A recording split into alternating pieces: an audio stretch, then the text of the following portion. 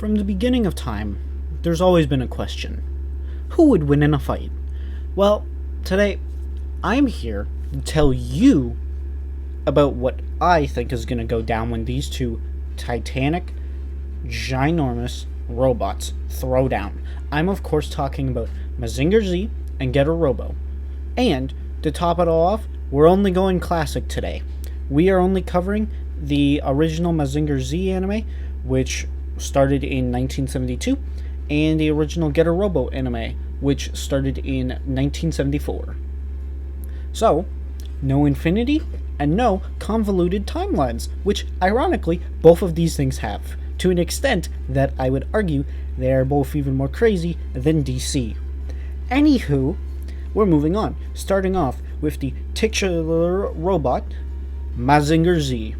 Standing at a height of 18 meters in the original 1972 anime, we have Mazinger Z, composed of Super Alloy Z.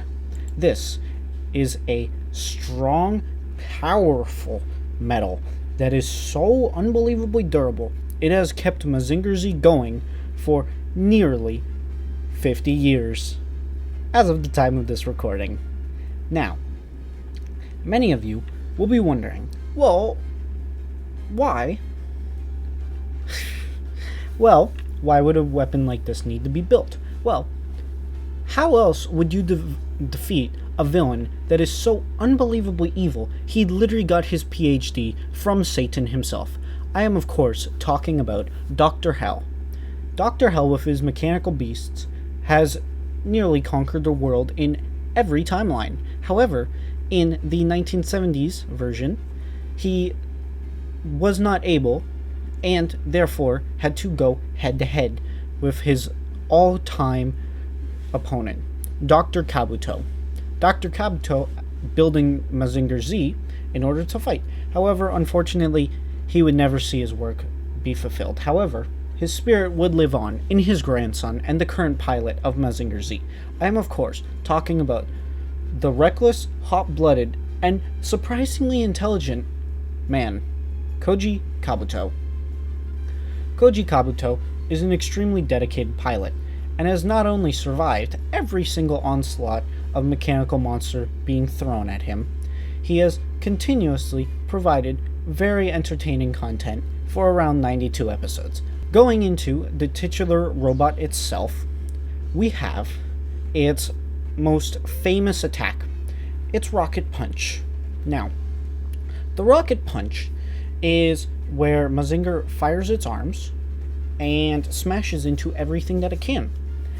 This attack was not only faster than the Jet Scrander, which was able to move at Mach 3, putting this attack at anywhere above so.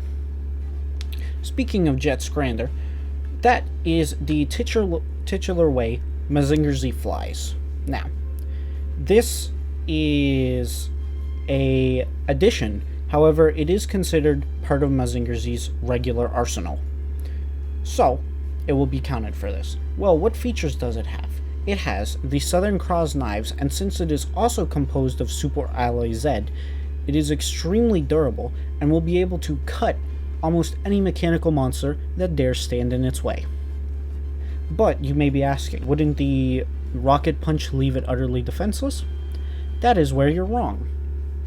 Mazinger Z has an enormous arsenal, able to cover any and all weaknesses it may have.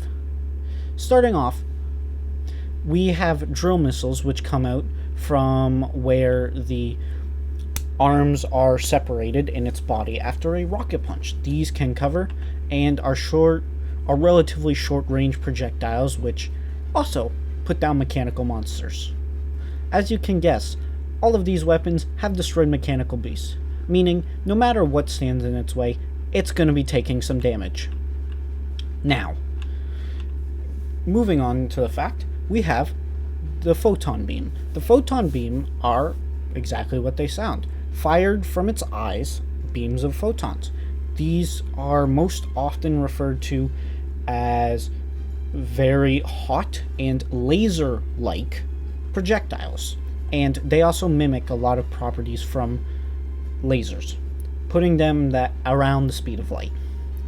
Then, adding on to its rocket punch, we have the Iron Cutter, which allows a Super Alloy Z blade to fold out from its arm and cut any opponent.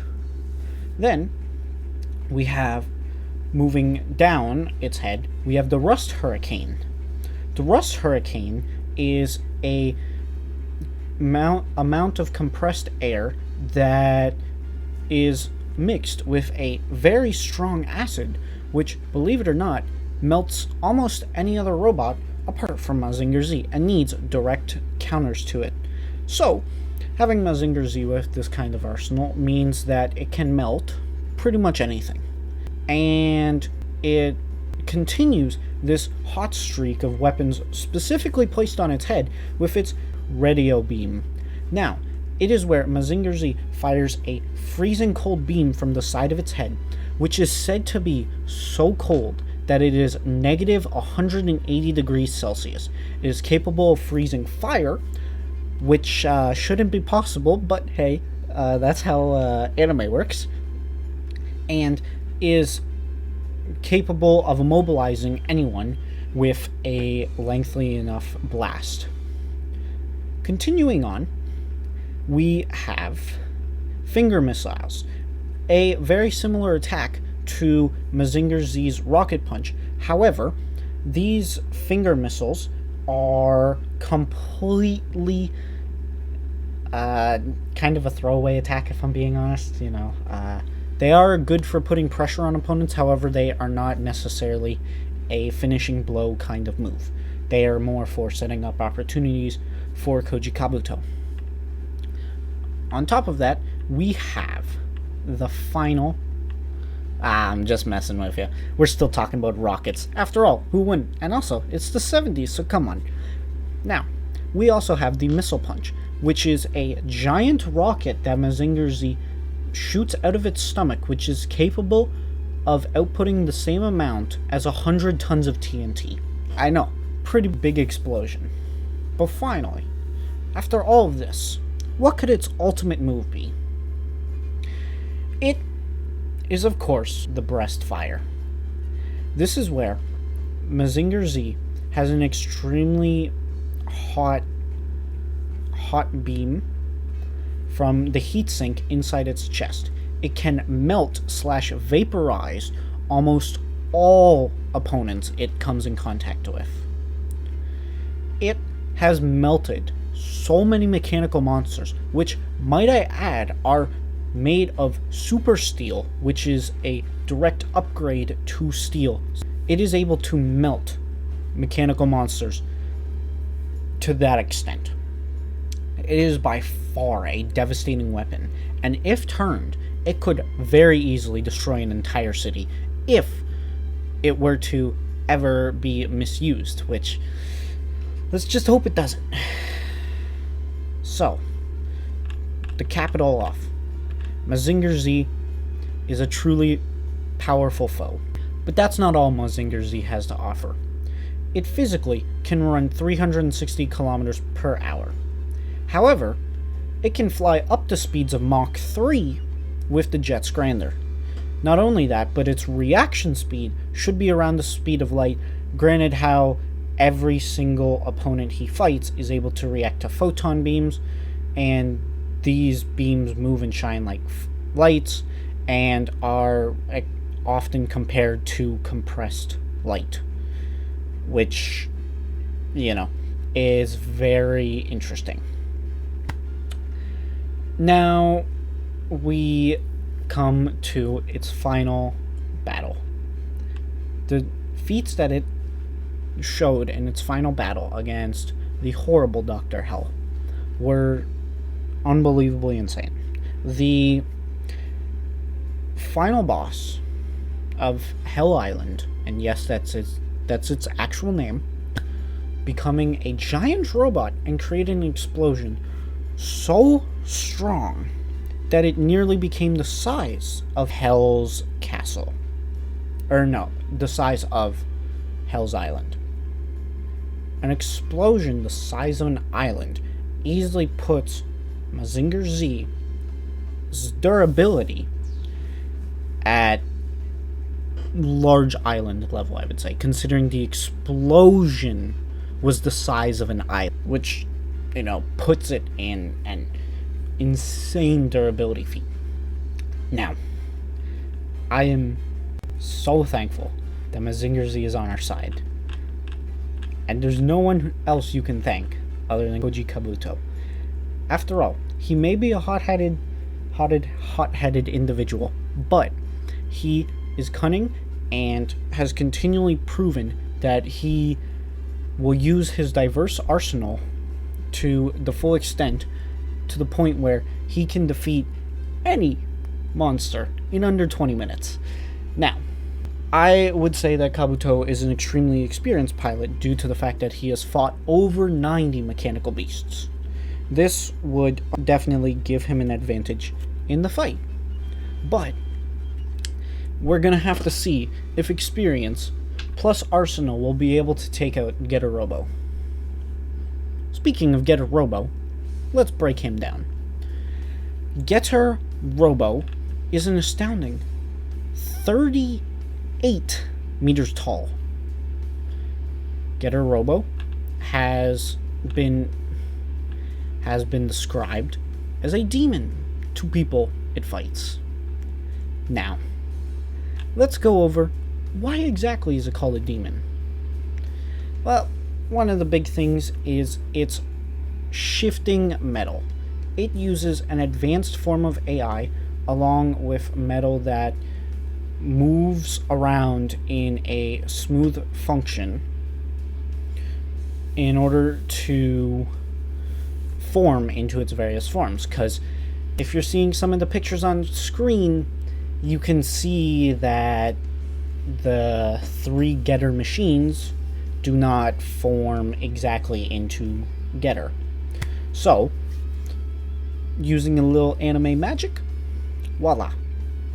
But this does not actually decrease its durability.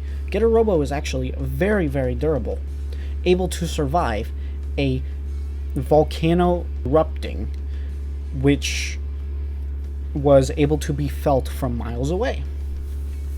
But what good is durability if you can't attack anyone?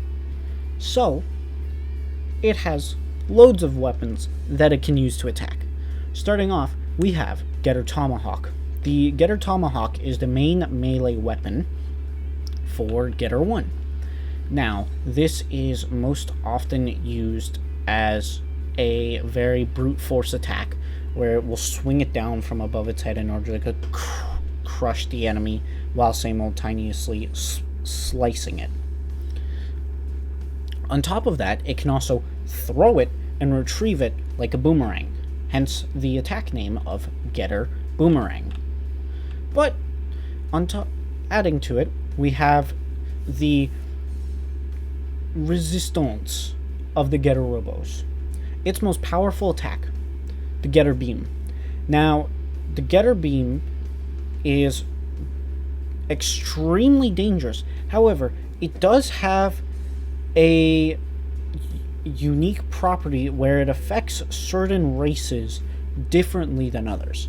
It will have the ability, it will not necessarily do more damage, it will do more damage, but it still harms whoever it comes in contact with. It's just to certain people, such as the Dinosaur Empire, or the people living under the Dinosaur Empire, which is an actual thing. I might add.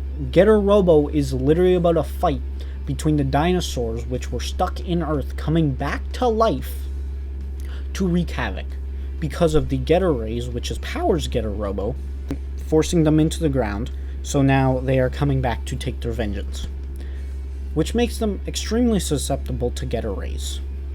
But with all that, you may be wondering, how much more can you get? Oh, don't worry, we have tons more options, starting with Getter 2. Now, Getter 2 is the speed unit. It can often move faster than Mach 2.5, and was even able to outrace an explosion while digging underground, putting it at an alarmingly fast rate. It not only uses this speed to confuse its opponents, but with its massive drill, it has the ability to cause devastating attacks. Starting off with the likely named Getter Drill, which is where it attacks its enemies with a Getter Drill. I've said it, Getter Drill, like 3 times. Anyway, guess what? It can also be a missile. Yes, that is right. I told you, like all good 70s robots, everything is a rocket launcher. Now, this is a independent moving missile that can follow opponents around. However, if it takes too much energy to fly to an opponent, it can sometimes fall to the ground. And even sometimes it can explode. However, that does not prevent the getter in any way. It's just more of like a, oh, the weapon's gone now, boo-hoo, guess we'll have to change into the other getters. However, that does unironically hinder another ability, which is a hurricane that it creates by spinning its drill at extremely high speeds. And typically, this immobilizes enemies in order for a quick secondary strike from Getter 2.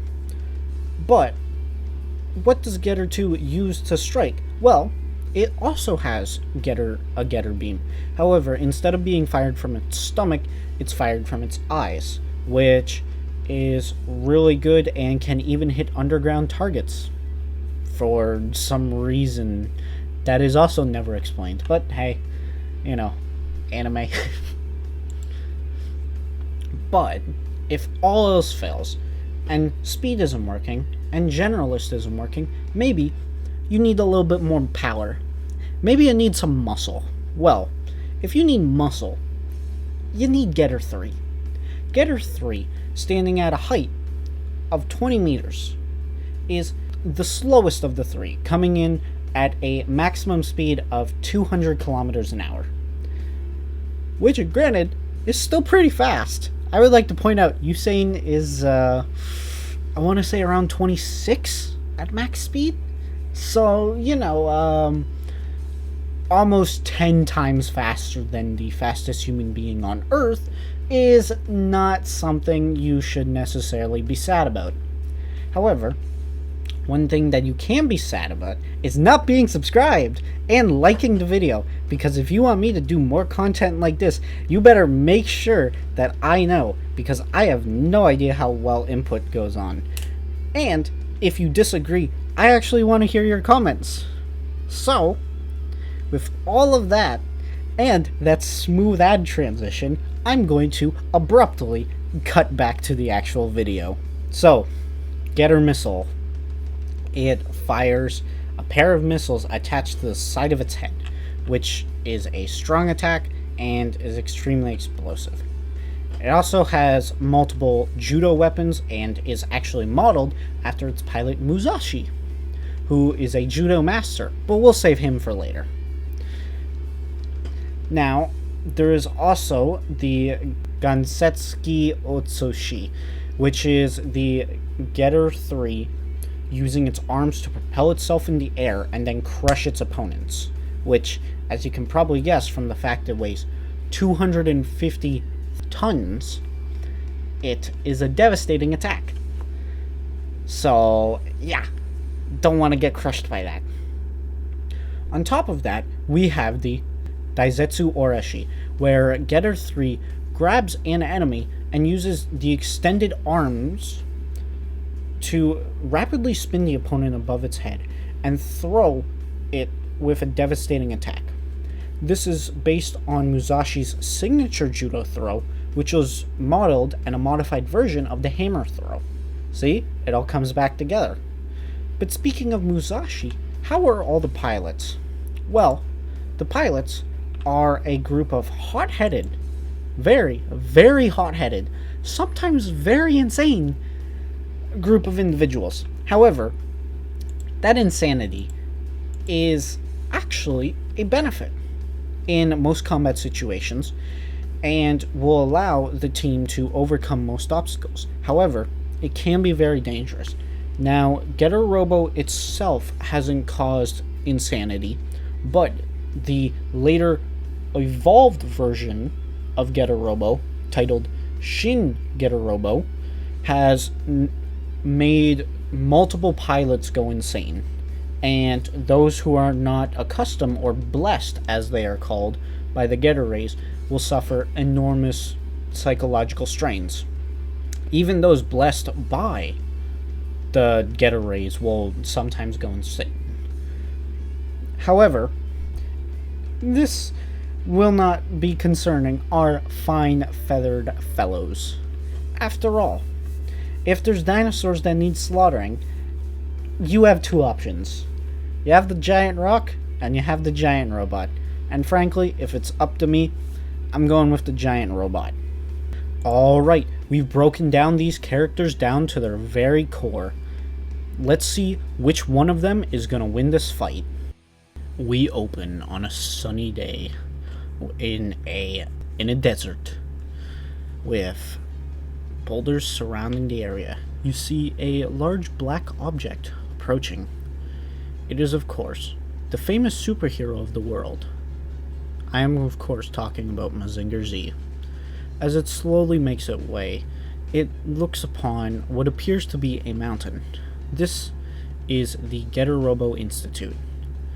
And when he tries contacting the base, they refuse to accept his terms of him entering the base. See, the Getter Institute is not the most legal place, where experiments and intrigue in the Getter rays has slowly taken a dark turn. We open with them first refusing, and then saying that they will take drastic measures in order to defend themselves. After negotiations fail, the Getter team is sent in the titular Getter Robo in order to stop Mazinger Z from entering the base. It has set off with a standstill. Both of them are at odds. But then, Ryoma, after shouting out a blood-curdling battle cry, charges at Getter Robo, after deploying his Getter Tomahawk. This is quickly blocked by the Iron Cutter, and in order to counter this, Koji goes in for a rocket punch. However, then he sees the amazing and unique ability of Getter Robo. It disassembles and flies away, each of the components combining once again. But this time, it looks much, much different. It's Getter 3. Getter 3 then uses its extended arms to grab Mazinger Z and throw it through a mountain. Koji has to get up, wondering, whoa, that was a lot more horsepower than what I was expecting. So, he gets up and uses his superior arsenal. After bombarding Getter 3 with drill missiles, they need to think of a new tactic. Hayato suddenly gets the brilliant idea. Why don't I switch into Getter 2? We'll use our speed to outpace Mazinger Z. So, they do. They change. Koji tries to stop them with a Photon Beam, but it doesn't work. So, they finally change, and out comes Getter 2. Getter 2 starts swarming around Mazinger Z. They try to go right for the head. They take the spear, and they drive it as close as they can. But wait, it's been grabbed. Grabbed by Mazinger Z itself? Koji was able to react in time. Whew, that was a close one. I thought I was a goner. You guys are really going all out. Guess I should too. So, Koji grabs Getter 2 and slams it into the ground. But Getter 2 isn't done yet. While Koji is about to punch it, it drills itself into the ground. Kabuto, not having any idea where it goes, is trying to figure out, when suddenly, from beneath its feet, Getter 2 takes its drill and rams it into Mazinger Z's stomach. Mazinger Z is dented, but not broken. After this, it is clear that Mazinger Z was doing something while getting pierced. It was lining up its rocket punch, and right then and there, boom! Getter 2 suddenly feels a giant force, almost as if a tidal wave itself crashes into the back of it. Hayato, Ryoma, and Musashi are all wondering what is going on, and as they're sent flying back, they see the Black Fist, the Iron Castle, Mazinger Z, stands there menacingly. So, in order to cover all their bases, they switch back to Getter 1. However, the Jaguar, the main control unit of Getter Robo, is damaged when Kabuto picks up on their little trick. He not only shoots them with a Photon Beam, not destroying it, but definitely doing a little bit of damage. So, next time they combine, they're gonna make sure it's not that risky.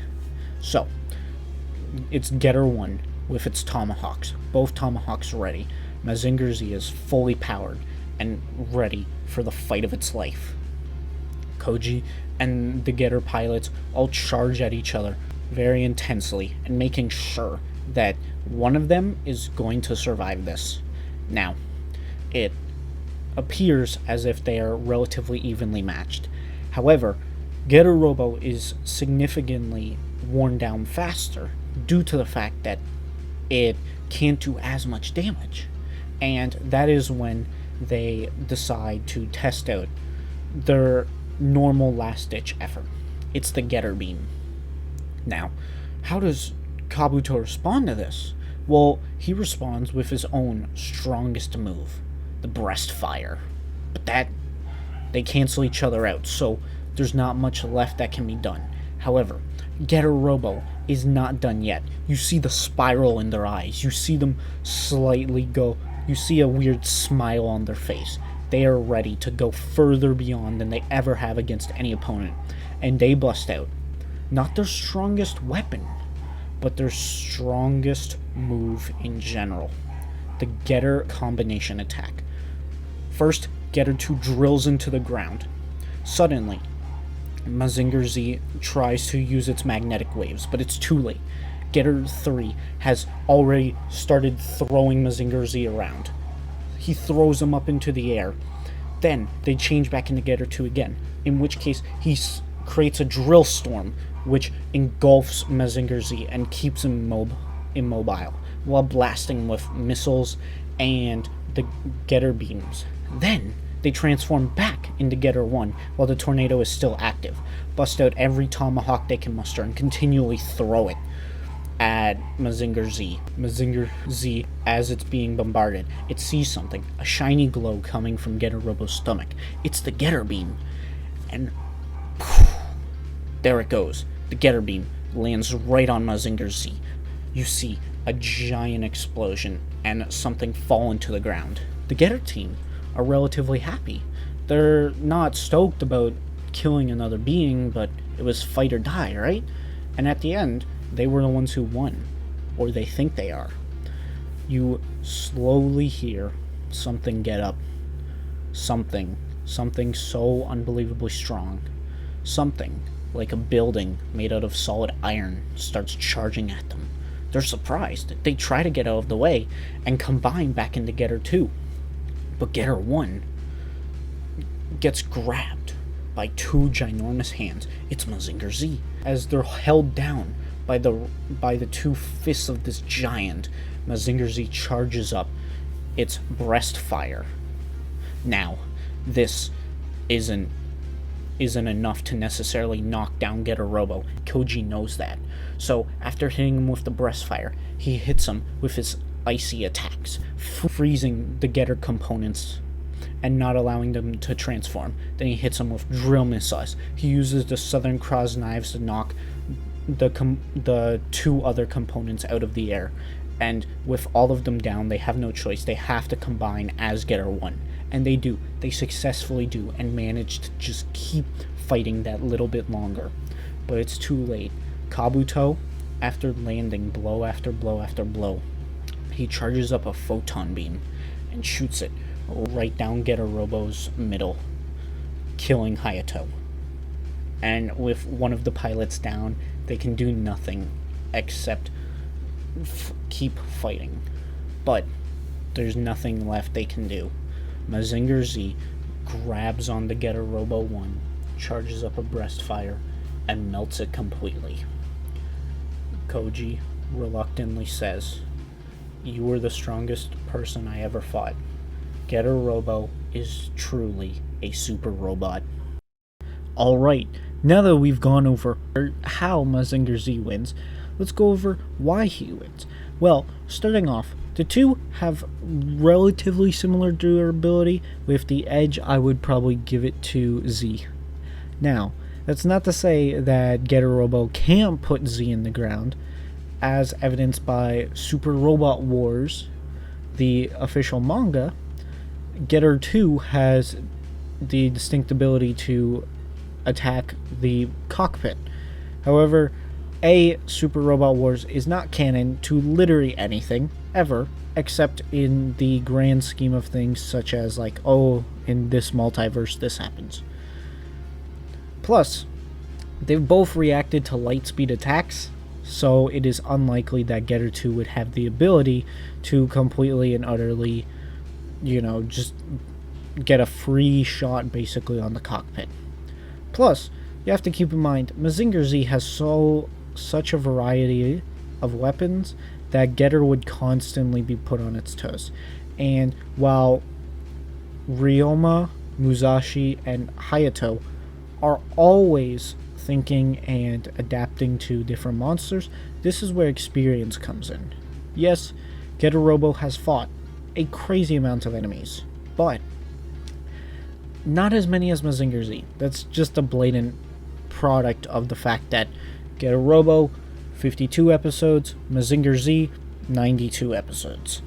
Keep in mind that both shows have the typical Monster of the Week formula over time, and it will start off where Koji's experience starts to get far greater. Plus, Koji regularly fights opponents with weird and different abilities. He's fought multiple mechanical beasts. In question has the ability to detach its body parts and move around independently. On top of that, almost all of its weapons can directly counter some of the Getter weapons, and in some cases even overpower it. Plus, that durability feat, man, it benefits Z so much. That island level explosion, granted, you could highball Getter Robo, but for example, in the Neo Getter Robo versus Shin Getter Robo special movie, which granted this isn't canon, but it's an example, the final Getter explosion is able to completely destroy Manhattan. Well, Mazinger Z took a large island level explosion and survived. Well, that is a direct counter to it. Plus, in the original manga, it's nowhere near as strong as it is in the OVA, so, even giving it a highball doesn't necessarily mean it's going to win. Plus, also, that's a suicidal move, and that brings us into another component, how the pilots think. It has been stated on multiple occasions that Getter Robo can lose power depending on the pilots, and while they all perform fantastically, to say the least, like, all of them are peak humans, but then again, so is Kabuto. They're all insane, but just that experience gap is going to help out Koji, and not necessarily have a distinct advantage, but definitely such a minor one. And see, that's what this matchup really comes down to. It's a bunch of minor benefits that lead to Z's victory. Oh, the Drill Hurricane can be countered by Mazinger Z's Rust Hurricane. Oh, the Judo moves that Getter 3 uses are similar to Mazinger Z's normal fighting style. Oh, Getter 1 can fly at Mach 2 and has a Getter Tomahawk, which is good for piercing opponents.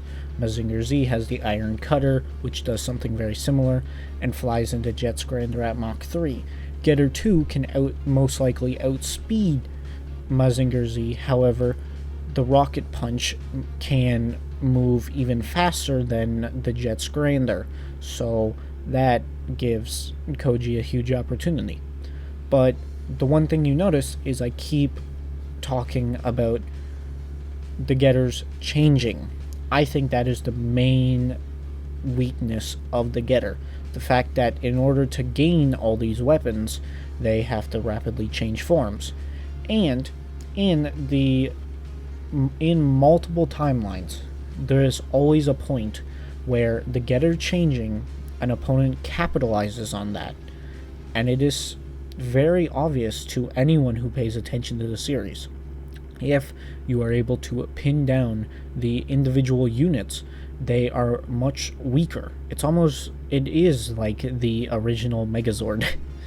It is not as strong when in individual units, so much so that any of them were to, say, get destroyed, it would basically end the fight there and then. So what I'm saying is that the fact that Mazinger Z doesn't need to change whatsoever and just continually fights, while Getter Robo has these natural pauses in momentum due to its change gimmick, I think that is the big drawback. Now, that's not to say, it's a horrible matchup that, Mazinger Z always stomps Getter Robo, but I would say a 7-3 ratio, where if they go a round of 10, I would say that Mazinger most likely takes 7 of the fights, and Getter Robo will most likely take 3. But then again, that's just my opinion. So make sure to leave what you guys think down below. And with that being said, I would like to thank you all for watching, and I'll see you guys and gals later.